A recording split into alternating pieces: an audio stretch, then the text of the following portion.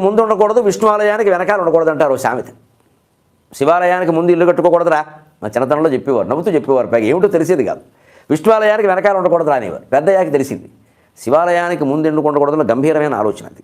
శివుడు గుళ్ళోకి మీరు వెళ్ళేవాళ్ళని గమనించండి. శివుడు యోగి, త్యాగి, జోగి, బైరాగి. ఏనుగుతోలు, బూడిద జుట్టు, నూనె రాయన జుట్టు, కపాలాలు ఇవన్నీ ఏమిటండి? బైరాగు లక్షణాలు.